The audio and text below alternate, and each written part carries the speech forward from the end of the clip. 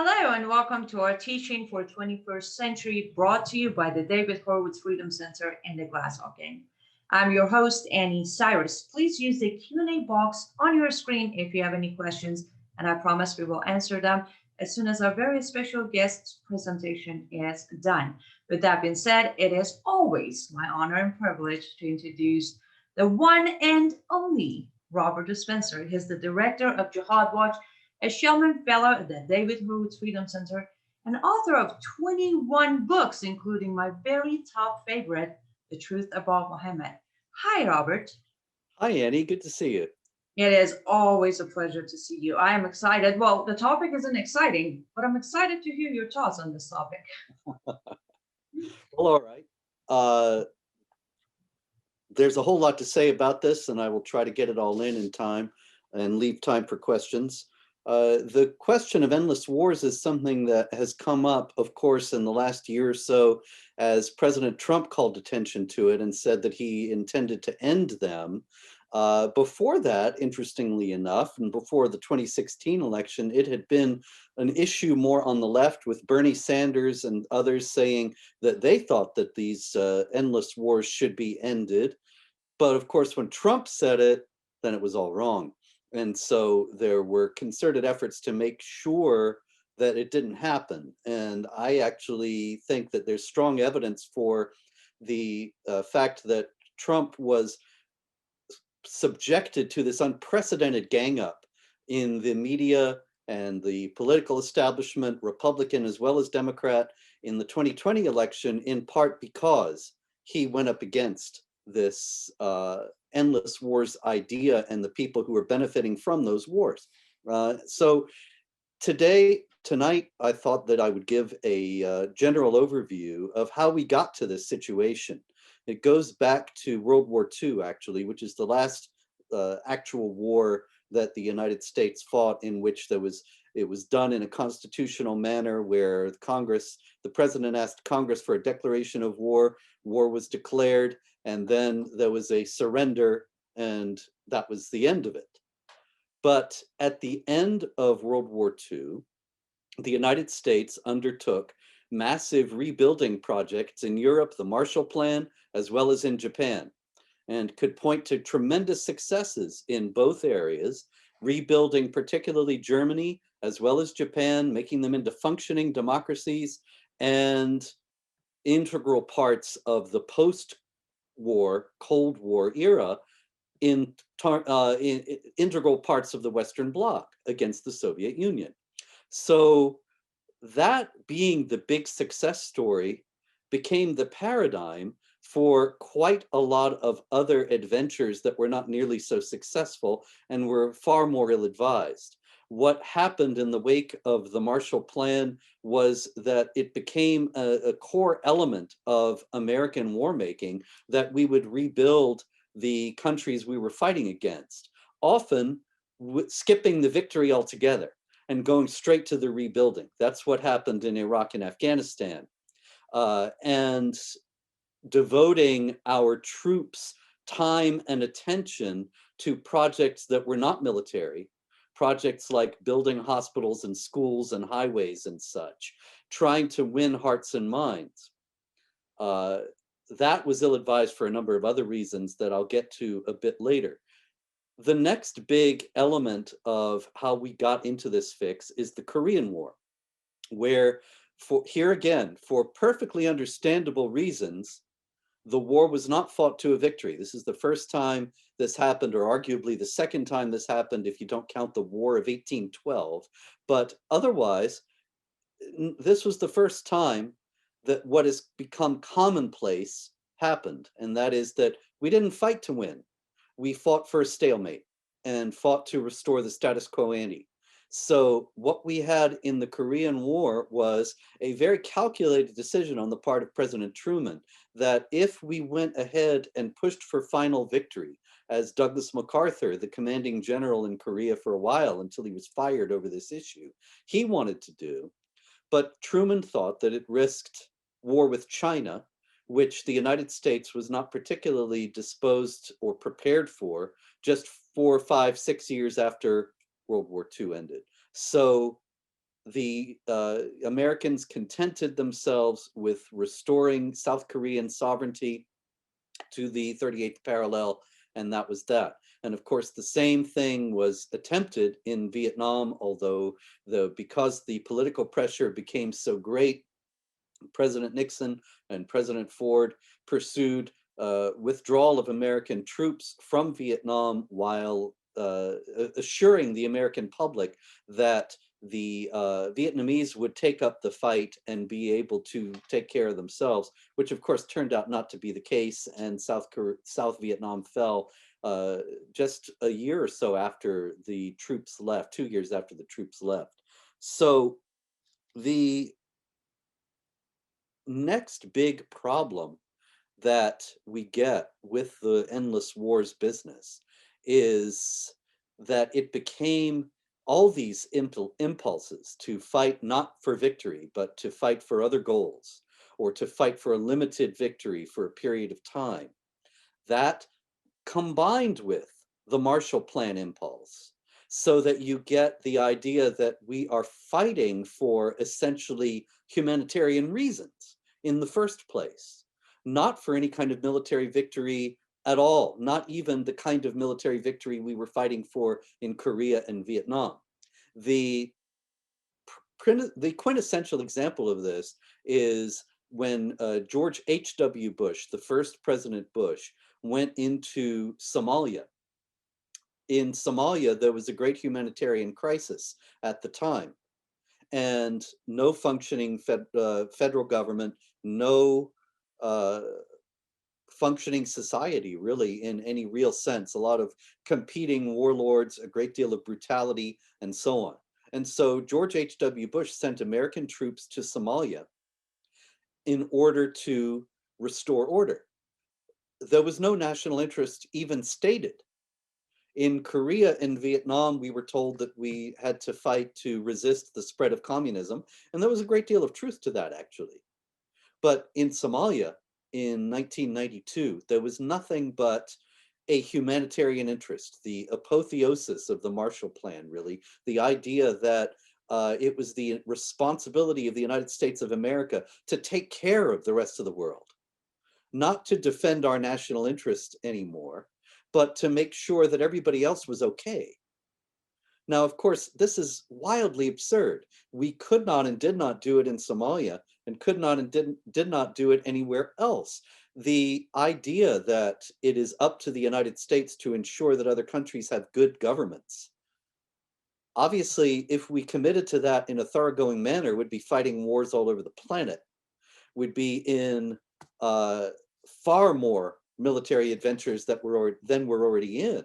But we are already in so many because of this idea that it is somehow the responsibility of the United States of America to take care of the rest of the world and to make sure that they have good governments. And of course, this idea goes back far beyond the Marshall Plan. That idea comes from Woodrow Wilson, who was president from 1913 to 1921, got us into World War I after getting reelected on the promise he kept us out of war, a typical Democrat, in other words.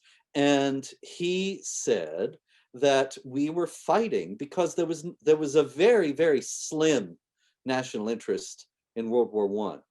In World War I, you could say we had a cultural and historical affinity with Britain, and thus it was natural for us to ally with them, but he didn't actually say that.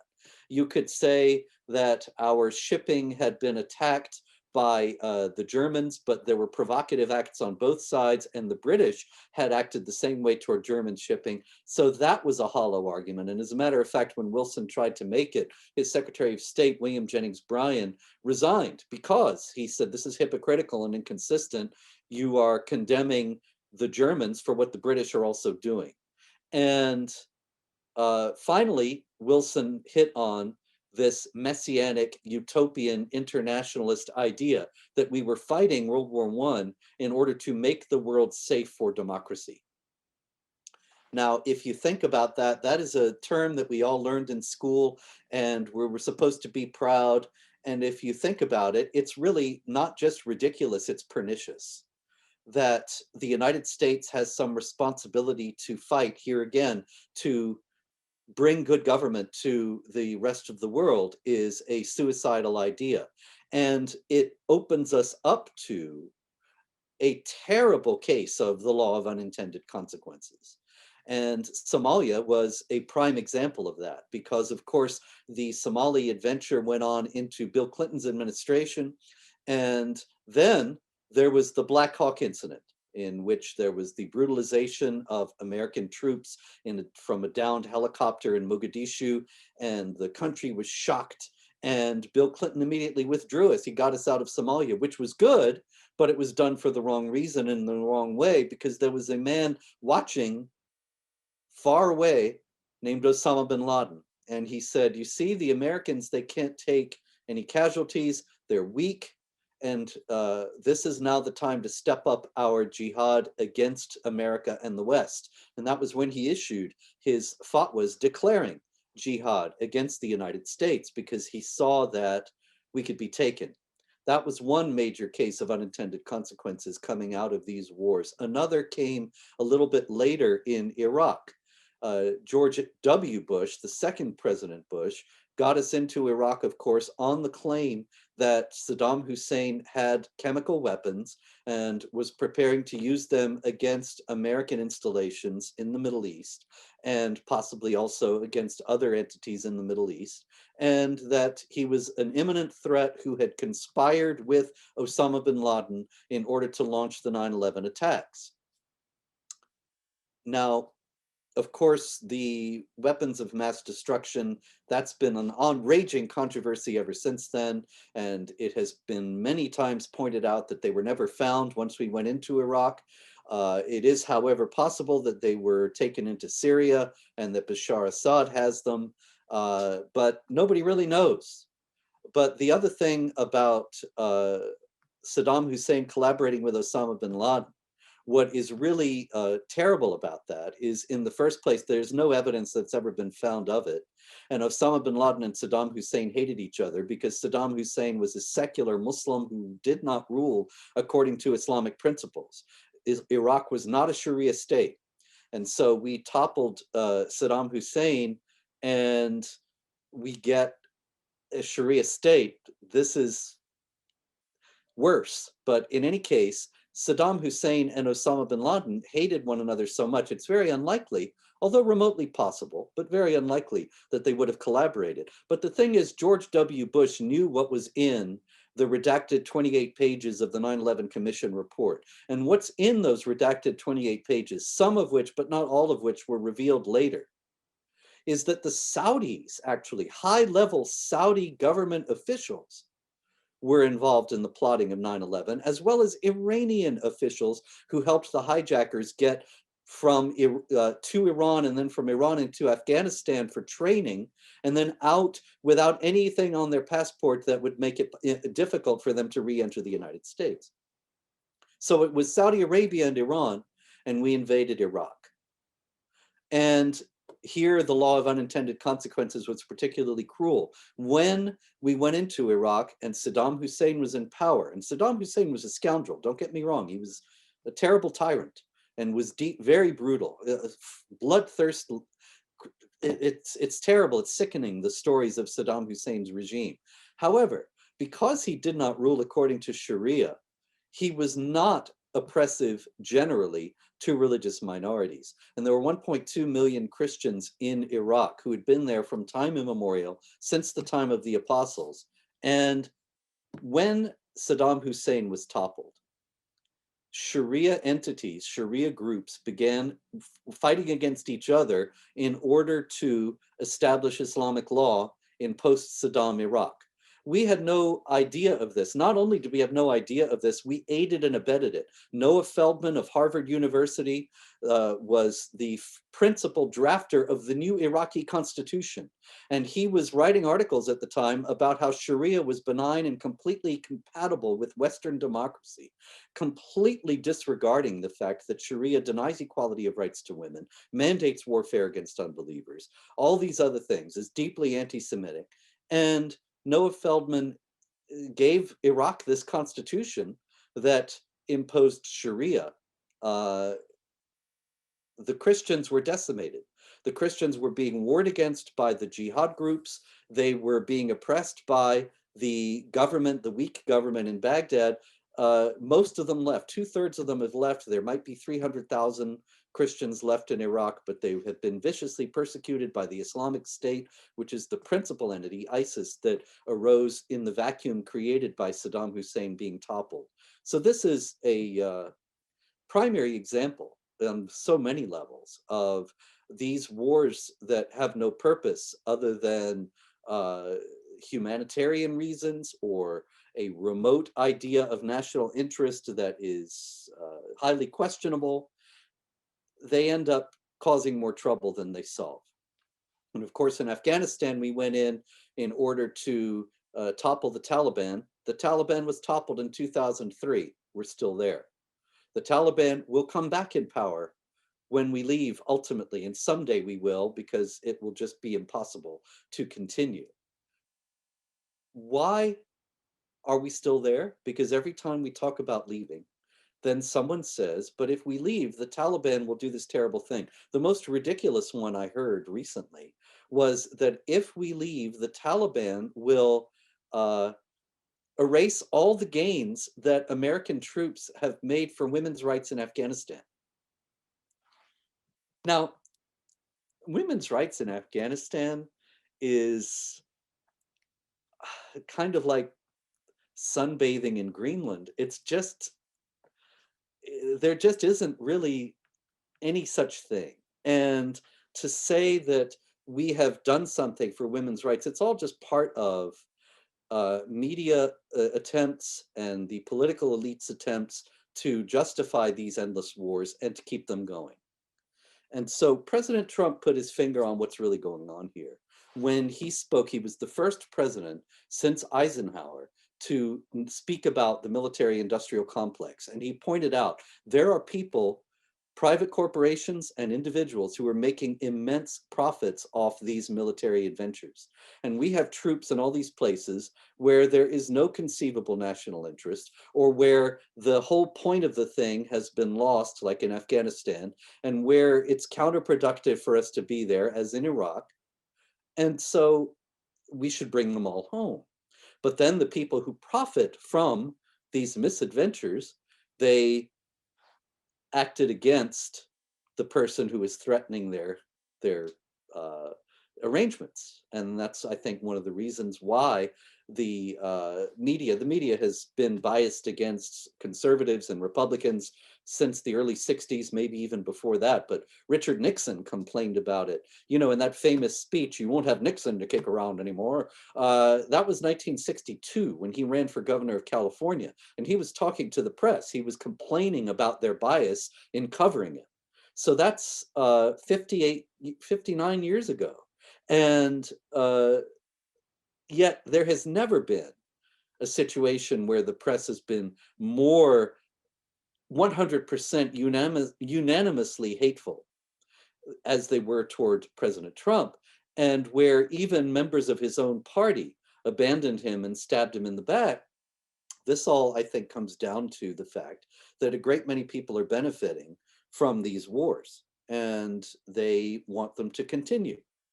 And so what we have now is a situation where they are very likely to continue. They're likely to continue because the people who have been pursuing them are back in power in the Biden administration. And also they have egg on their face.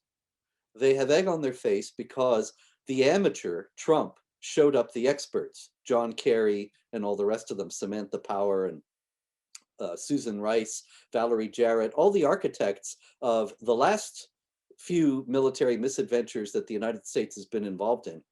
They were shown to be wrong, particularly in regard to the Israeli-Palestinian conflict, where you've probably seen the video of people of John Kerry, rather, very confidently saying, there's no peace in the Middle East. It cannot be possible without solving the Palestinian problem. There can be no peace aside from that. And the Trump people bypassed the Palestinians in recognition of their jihadi intransigence and sponsored the peace accords with Israel and Bahrain and the United Arab Emirates and so on, showing that the experts are not really expert, and that if you are working actually on the basis that Trump worked when he was building his business empire, you work on the basis of mutual self-interest, then you can get a lot accomplished. But in the endless wars, there really isn't any self-interest for the United States. And now what we see is what's likely on the horizon is that in the first place, the withdrawal from Afghanistan, which is scheduled for May 1st, is under review. I'll bet you, if I were a betting man, I would bet you $1 million it'll be canceled. There will be a pretext found.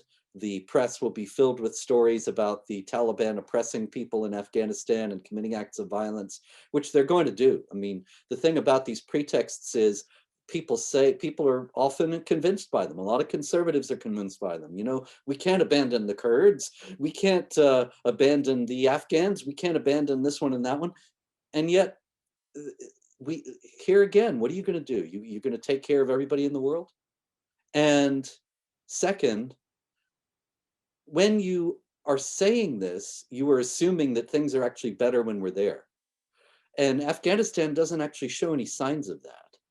It's not really better for women or anybody else.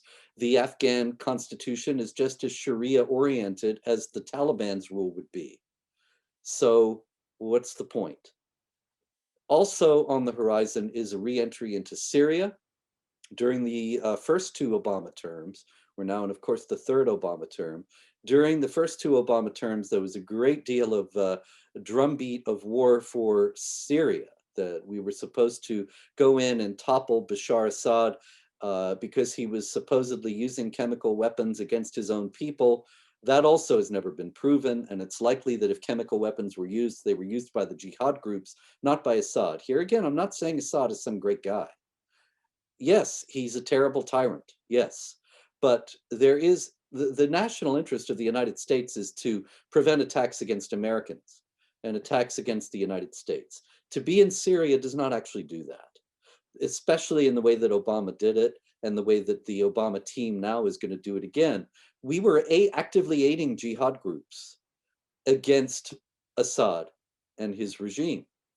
And so those people are never going to be our friends, no matter how much we aid them, no matter how much we help them into power. It'll be like the communists in Iran, and they backed Khomeini against the Shah, and then Khomeini got into power and they threw the communists into prison. This is the same kind of thing. The Americans may help the Syrian jihadis, but the Syrian jihadis are not going to be grateful because we'll still be infidels to them. But we see it in the media. I started to see, after it had been several years since there had been stories like this, in December, November after the election, December, January, there started to be stories in the media again about how terrible Assad is. What they're doing, you see, in that is priming the pump for American intervention. And we didn't hear about Assad for a few years because American intervention was off the table. Although, of course, even in that, Trump met massive resistance. There was a State Department official at the end of his term who boasted about how the military had lied to Trump, a Pentagon official rather, I believe. In any case, the military lied to Trump and told him, yes, the troops are gone from Syria, when actually we still had some there. And it's because here it is. These people got to make their profits. That's all this is. That's all this is about. So watch for us to get back into Syria, to stay in Afghanistan, to increase our commitment to Iraq, to increase our commitment in other areas. For example, there are American troops now in Mozambique. Did you know that? Mozambique. Why are there American troops in Mozambique? Because in Mozambique, sorry, Robert. yes. Where is that? Where's Mozambique? It's in Southeast Africa, right north of South Africa, on the eastern coast of Africa. Got it. Thank you. It's a former Portuguese colony, and it's been independent since, I believe, 1975. And it's a very weak and impoverished country with a weak and impoverished government. And consequently, the Islamic State, ISIS, has decided to regroup there in an oil-rich region, the province of Cabo Delgado. And they have actually taken over territory in northern Mozambique in the Cabo Delgado area. And so we are there now training Mozambican troops to fight against ISIS. Now, fighting against ISIS, that's terrific. I'm all for it. But and ISIS is coming for us. ISIS is calling all the time for attacks on American civilians, and we're going to hear more from them, particularly with the mass migration having started up again.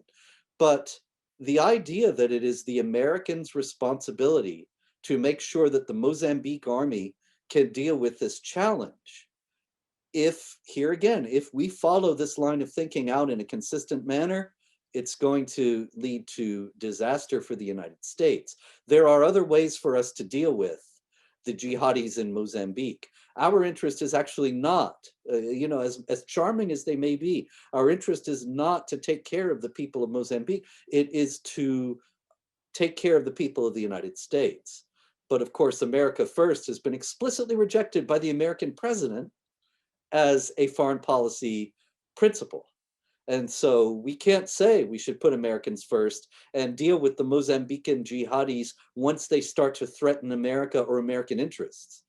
We can't say that. We have to take care of it all now. We have to place the people of Mozambique and the people presumably of everywhere else on the same level as the people of the United States, because we are making the world safe for democracy. It's not going to work. It never has worked. It's never going to work. And it could be the death of us. Thank you very much. And if you have any questions, we can go from here. Well, listening to everything, I do apologize for interrupting. I've never even heard of Mozambique. I'm like, wait. Yeah. But hearing it's a Bob everything Dylan you song said, too. It's a very good song.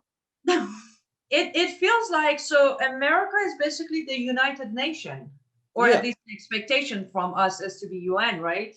Yeah, we have troops all over the place. Mozambique is just the latest example. And I don't even know, nobody even knows where the troops are. But periodically I see stories because of my work at Jihad Watch. And I see stories about Al-Qaeda bombing somewhere or ISIS or something. And they say, American troops in the region did this and that. And the region of what? You mean we have American troops in Mauritania or Equatorial Guinea or something like that, and it's absolutely ridiculous. But yes, they're all over the globe, and there is no conceivable good reason for that except that people are making money off it. Yeah, I probably shouldn't laugh, but I know we have questions, and I promise I'll start reading them right after this question. But when are we going? Of course, this is a really serious question. It may not sound like it, but when are we going to deal with Islamic jihadists inside America while we're busy defending other countries against them? We're not going to deal with Islamic jihadis inside America. That is so 2005. Get with it. It's 2021. That's over. There is no jihad threat in America now. Now, you think I'm just making fun and being silly. This is real. What's the man's name? Alejandro Mayorkas, the Secretary of Homeland Security, the head of the Department of Homeland Security. He just said it yesterday. He said, after 9/11, we were oriented toward foreign extremists because, of course, you can't say jihadis. That's politically incorrect and not allowed. The United States government doesn't recognize that there is any such thing as jihad. So Alejandro Mayorkas, he says, we were oriented against foreign extremists, but now that's all over, and we are reorienting our law enforcement and intelligence services to deal with the domestic extremist threat, which means Trump supporters. The left is in a full-bore effort to criminalize dissent, to criminalize conservatism, to paint all supporters of the former president as extremists. And see, this word is very well chosen, because after 9/11, we heard about terrorists. And even that was a euphemism because they were really Islamic jihadis. Terrorism is a much more general thing, and all sorts of people have committed acts of terrorism. It's not just an Islamic jihad thing. We were fighting an Islamic jihad, but didn't want to admit that, so we called them terrorists. Then, instead of calling them terrorists, because even that was too extreme, the Obama administration began to call them extremists. And we're fighting violent extremism. The Obama administration's strategy to fight terrorism is called CVE, countering violent extremism. And the idea is that they never say jihad, they never say Islam, they got nothing to do with any of that. It was actually developed when the Obama administration made the decision to remove all mention of Islam and jihad from counterterror training. And this is when I was fired as a trainer for FBI and military, because Muslim groups demanded, mentioned me by name, and demanded that in a letter to John Brennan that I be removed and that all these Islamophobic so-called materials be removed. Obama went one step farther than that and removed all mention of Islam and jihad from counterterror training, and we got the Countering Violent Extremism program. And right around that time, the Southern Poverty Law Center began to characterize right-wing people, people who dissented from their left-wing communist agenda, as extremists. And so if you Google me, you'll see the very first thing, of course, that will come up is the Southern Poverty Law Center's hit piece on me, because Google wants you to hate me. And it says extremist files, Robert Spencer. It's the same thing with anybody who's on the David Horowitz Freedom Center, anybody who's with the David Horowitz Freedom Center, David Horowitz too, probably himself, anybody who is on the SPLC list is extremist. And so now the next shoe to drop is that the extremists that the United States government will target are political dissenters domestically. And that's us. We've already been labeled. Wow. Okay, that was more scary than I thought it would be, but well, it is the truth. Let's just start from here. First question we have: can you see a good argument that toppling Saddam Hussein was necessary to slow down a nuclear arms races between Saddam Hussein and Iran? No, I'm sorry. Iran was the one involved in 9/11. They've even admitted that since then. A lot of people don't even know this, even to this day. And they think, oh, it's some weird conspiracy theory. There was something I saw recently, as a matter of fact, that dismissed the conspiracy theory that Iran was involved. Iran was deeply involved in 9/11. And this is a matter of public knowledge. As a matter of fact, there was a federal court case a few years back where some 9/11 victim families successfully sued the Islamic Republic for 9/11 and got a judgment, a multi-billion-dollar judgment. Of course, the Islamic Republic is never going to pay them, but that's where, you know, when Obama and Biden talk about sanctions relief for Iran, they should give the money first to the victim families, but that's never going to happen, of course. But in any case, the Islamic Republic, via Hezbollah and Imad Mughniya of Hezbollah, they flew the 9/11 hijackers into Iran and flew them from there into Afghanistan and then back out and back over into the United States, all undetected. And this was the basis of the federal court judgment that, yes, they were responsible in part for 9/11, and thus they owed money to the victim families. This has been abundantly documented. So my point is, if you're talking about who we should have toppled after 9/11, if it was going to be anybody, it should have been the mullahs, not Saddam Hussein, who was actually not involved with 9/11. But if you're talking about a nuclear arms race between Saddam and Iran, there are other ways to deal with that as well. You take, for example, the mysterious deaths of the Iranian nuclear scientists and the mysterious computer malfunctions at Iranian nuclear facilities. That is likely the work of Israel, and it's to be applauded. They are saving the world from millions of deaths by nuclear explosion, and everybody should be behind that. But no troops are on the ground, and no troops need to be on the ground. Meanwhile, if Iran and Iraq fought a war for 10 years, from 1980 to 1990. Now, war is terrible and innocent people die. It's a terrible thing. I am not in favor of it. So understand me very carefully. I am not saying it was a good thing. However, each country was hostile to the United States, but each country only has so much resources. During the 10 years of that war, 1980 to 1990, the Iranians and the Iraqis were involved with each other, and they were not engaging in attacks on American installations or in global adventurism. So if we had an America first president, as every president ought to be, then he would say Iran and Iraq are fighting a war with each other. This is not something we should work to mediate, although we did. This is something that we can just watch and let go on, not because we approve of it, not because we want to see people die, but because our responsibility is to the American people. The Iraqi president's responsibility is to the Iraqi people. The Iranian president's responsibility is to the Iranian people. And we don't have the responsibility to go in and take care of that for them. Oh boy, yeah. I was really little when the war was going on, but I do remember it pretty clearly. Um, okay, you talked about Israel. Here's a question about Israel. If Israel attacks Iran to stop Iran's nuclear program, will America have to go to war to side with Israel no matter what? I don't believe so, but I'm not sure. I don't think we have a mutual defense pact with them.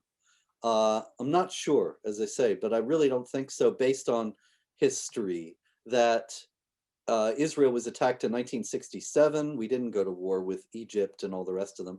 Israel was attacked in 1973. Once again, we didn't go to war. As a matter of fact, in both cases, we worked to stop it and pressed the Israelis to make concessions to the countries it had just defeated.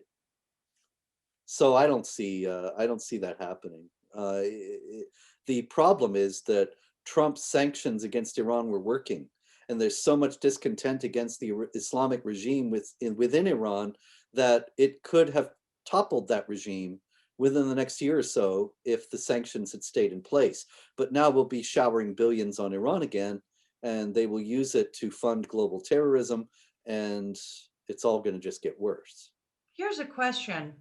You already somewhat answered it, but let me ask a more basic. So we didn't go to war with Iran, even though clearly we knew, we being American, America knew Iran was deeply behind 9/11.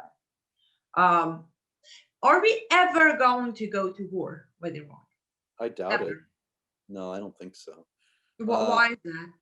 Well, the present government is in favor, totally committed to the idea that if we appease Iran, if we're nice to them, then they'll be nice to us. There's no basis for this. There's no evidence for it whatsoever, and a great deal of evidence to the contrary. But the present government is not going to go to war with Iran, and Trump was not going to go to war with Iran because Trump didn't want any wars. See, this, there's so much lies, there's so much misinformation out there nowadays. You need wings to stay above it. It's just incredible. And Trump was, I remember somebody saying, I'm so glad Trump is gone. Now I don't have to worry that we're going to be at war all the time. Well, we were never at war. He showed that a strong stance is what is respected, not a weak stance. So the mullahs knew that they could only go so far and no farther with Trump. They understand the world in terms of strength and weakness. And so they see that Biden is weak and Biden's handlers are weak. It's not just that he's got dementia, it's that the people who are really running the country are weak. So the mullahs are going to go ahead and do whatever they want because they know that Biden will do nothing. His people will do nothing. Okay, some people argue that we had to topple Saddam Hussein because we committed to the United Nations, and Saddam kept violating the terms of UN.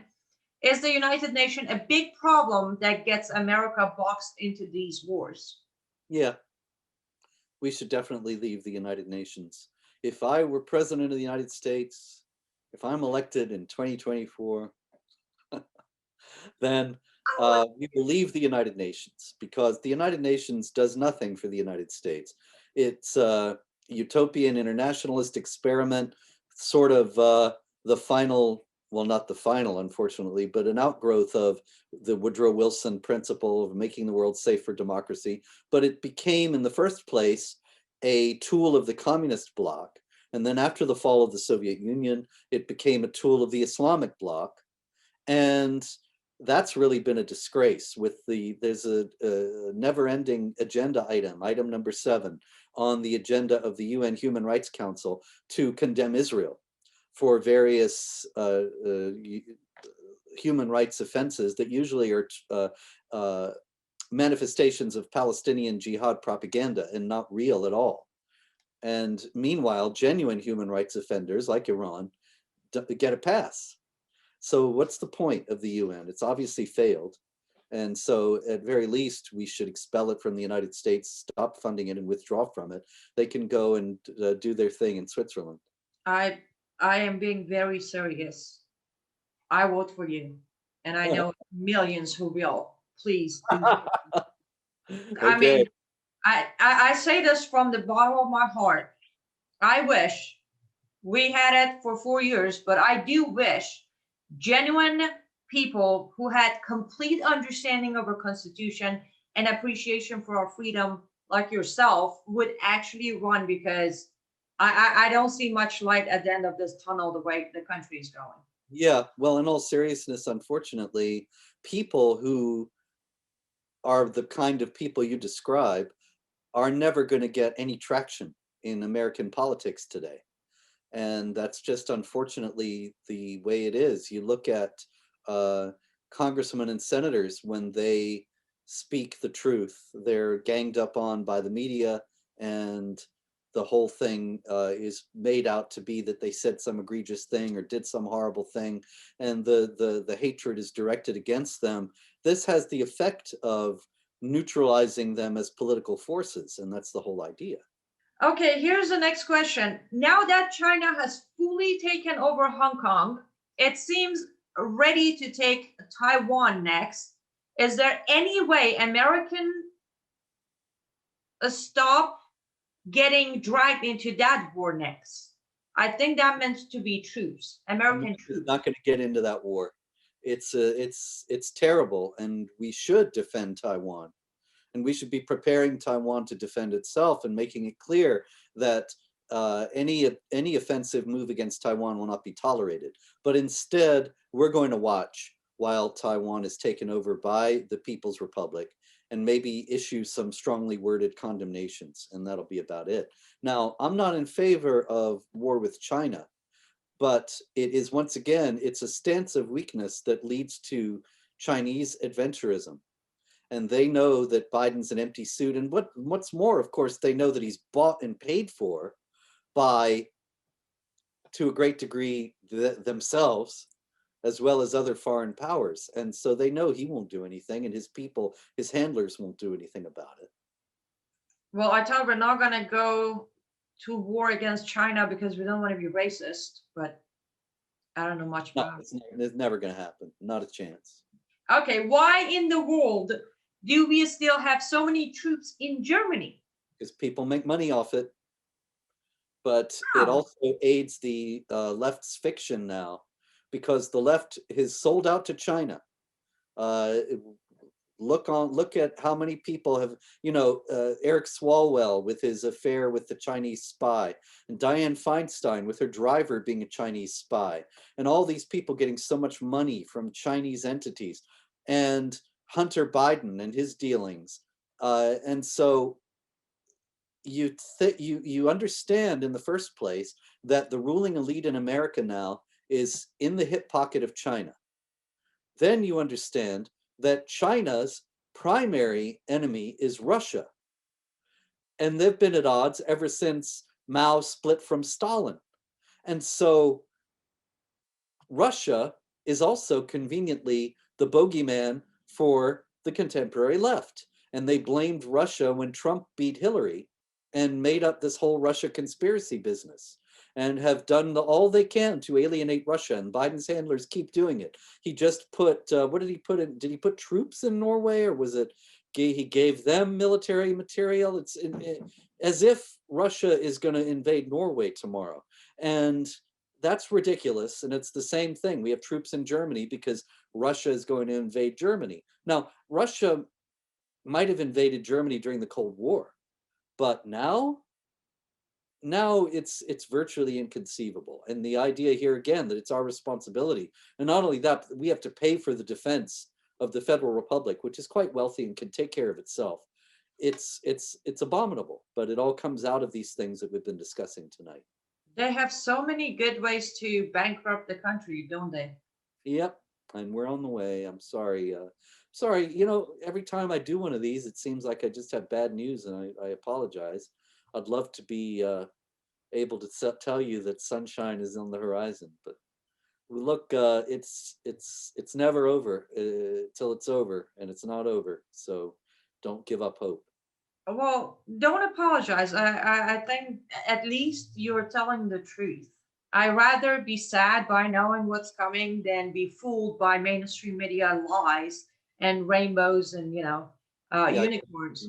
But yeah. you always do have something to tell us at the end as far as what we can do or how we can stay hopeful or what we can do to not let it happen too fast. Anything today?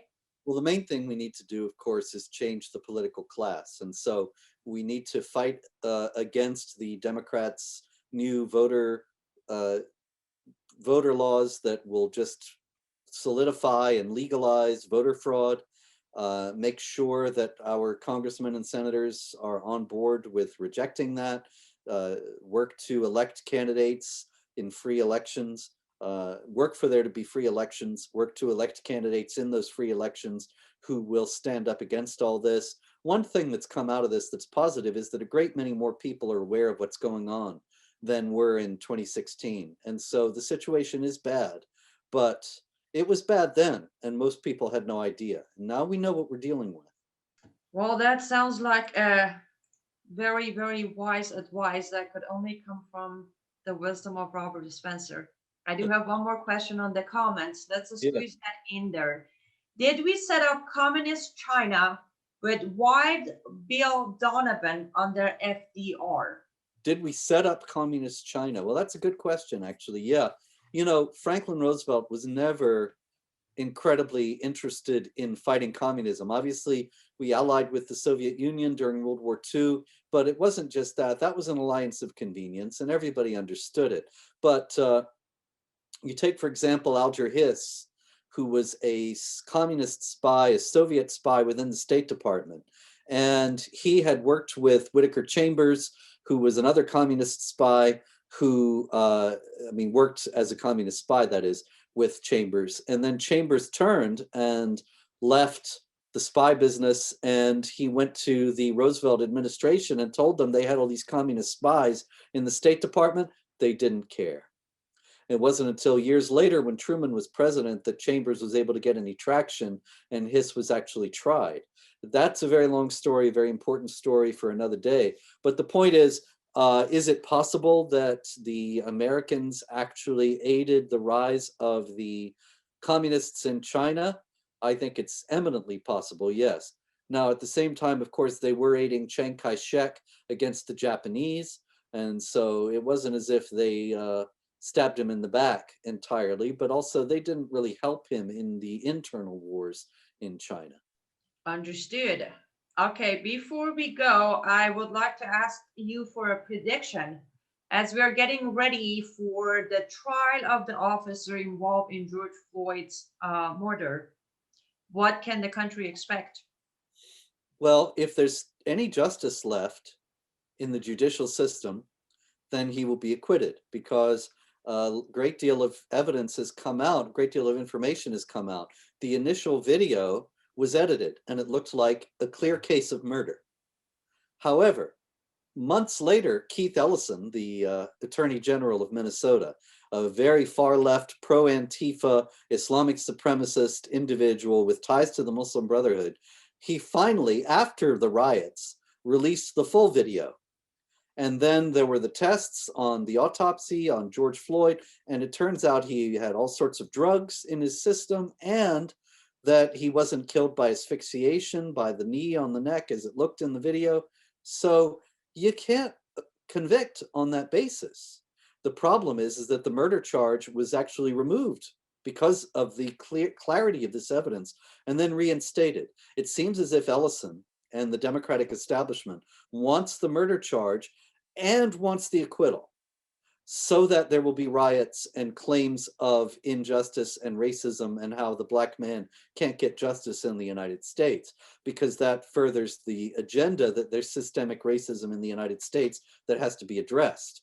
It's mythical, but they need this kind of thing to prop up the myth. So, I hate to make this joke, but this summer might get just heated even more with the buildings burning down, right? Yeah, it could well do that.